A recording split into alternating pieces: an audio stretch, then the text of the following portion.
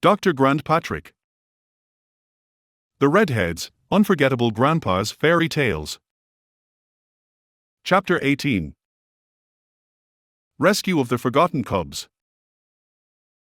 In the heart of the enchanted forest, the Redheads, its spirited guardians, were enjoying a rare moment of tranquility.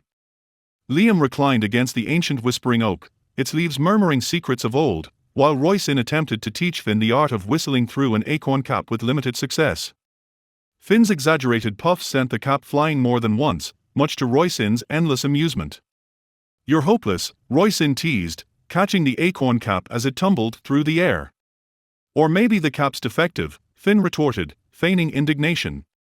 "I'm not built for nature's instruments."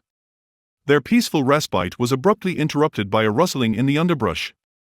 Then, two bear cubs appeared, their eyes wide with fear and confusion. The cubs stumbled into the clearing, their fur matted and their small bodies trembling. Roisin's heart melted instantly. "Oh, you poor little fluffballs. Where's your mama?" Finn knelt to examine the cubs, his usual levity replaced with concern. "They look hungry and scared. Something's not right." Liam's expression darkened as he surveyed the surrounding forest. "We need to find out what happened. Roisin, take the cubs to the sanctuary and get them some food. Finn, you're with me. Let's see if we can find any clues."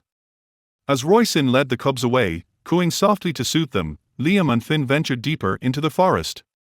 The air grew heavy with the scent of damp earth and a faint, acrid odor that set Liam's nerves on edge. The forest, usually teeming with life, seemed unnerving still. They soon stumbled upon a clearing where the signs of a struggle were evident: broken branches, tufts of fur, and, most tellingly, the unmistakable tracks of human boots. The scene told a grim story that needed no words. Finn's fists clenched at his sides. "Poachers. They've been here." Liam nodded grimly. "And those cubs are orphans because of them."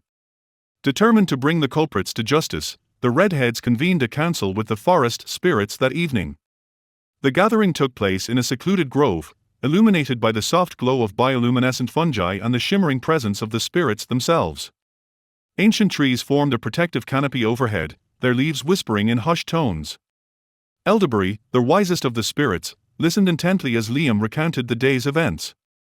Her translucent form flickered with indignation. "Such transgressions against the forest cannot go unpunished. We must act swiftly and decisively."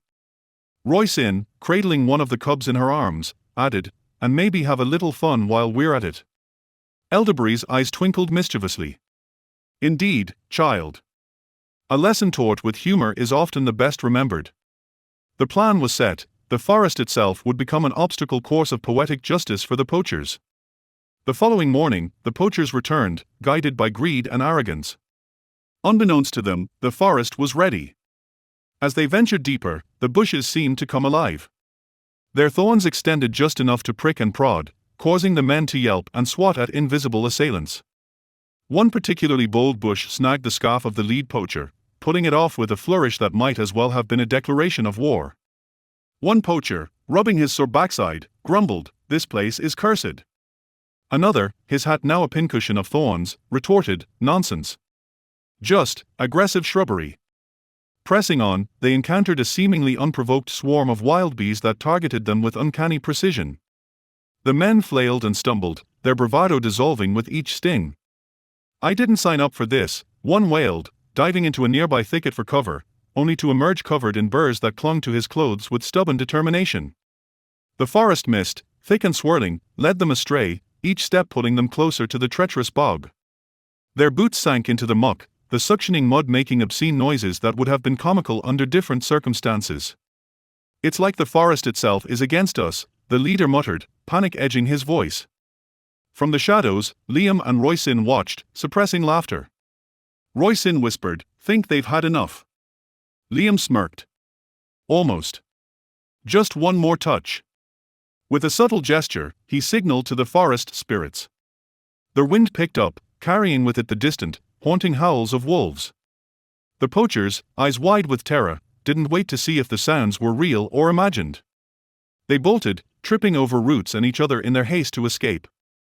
Once they reached the forest's edge, bedraggled and humiliated, the leader turned to his companions. "We're never coming back here. Ever." The others nodded fervently, too out of breath to speak. Back in the heart of the forest, the Redheads celebrated their victory with the forest spirits. The cubs, now safe and content, played at their feet. Elderberry raised a spectral glass. "To the guardians of the forest, may your hearts remain brave, your spirits kind, and your humor ever sharp." Liam grinned, clinking his glass with Roisin's. "And may poachers think twice before stepping foot in our woods again." The grove echoed with laughter, the bond between the Redheads and the forest spirits stronger than ever.